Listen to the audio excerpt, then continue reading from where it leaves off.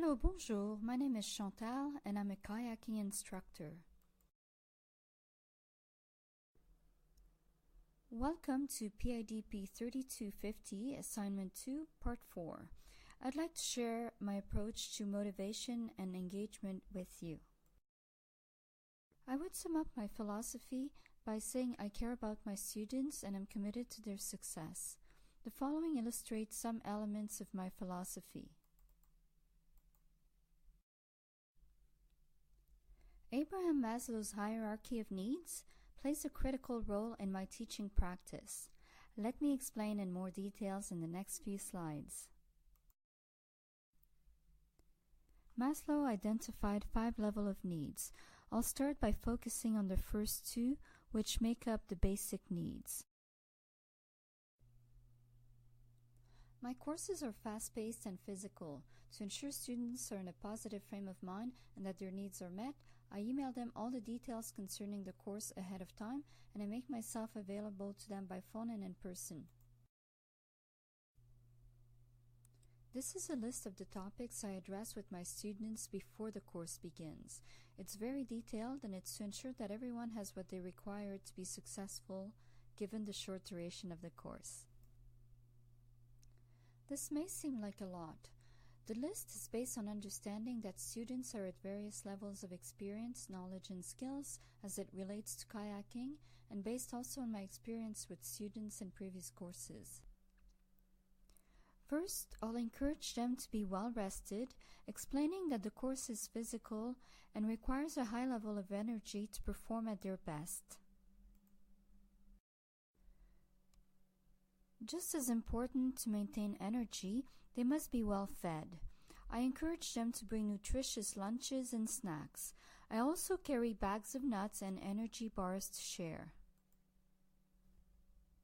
My courses are held outdoors, usually at a beach. Often it's warm, sometimes it rains. I can't overstate the importance of staying hydrated and ready for the weather. Speaking of weather, at times, hats and raincoats are just not enough. I always have a tent we can set up so that students feel comfortable. In the spirit of helping students feel safe, I carry a comprehensive first aid kit and I'm first aid certified. The next 2 levels of needs make up the psychological needs. Belongingness and love relate to relationships, while the esteem need relates to feelings of accomplishment. I begin the course by asking students to introduce themselves, share a little background and their goals. This helps to break the ice and build relationships right away.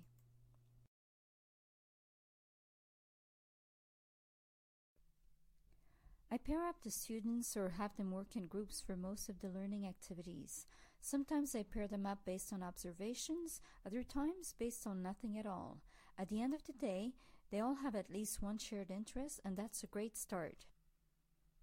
At the beginner level, students often lack the assurance and knowledge to realize how well they're doing.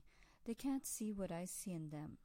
A sincere recognition helps build their confidence and sense of accomplishment. The last of Maslow's needs is self-actualization. It's about achieving one's full potential. My view of self-actualization in the learning environment translates into being in a zone where learning happens and goals are achieved. Now then, look at these faces. This is what is likely to happen when basic or psychological needs aren't met. This doesn't look like the picture of self-actualization, does it? This is more like it. Presuming that the basic and psychological needs of students have been met sets them up for success, and the likelihood of achieving self-actualization increases considerably. This was my first animated video. I would love some feedback on the content and delivery. I hope to hear from you. Thanks for watching.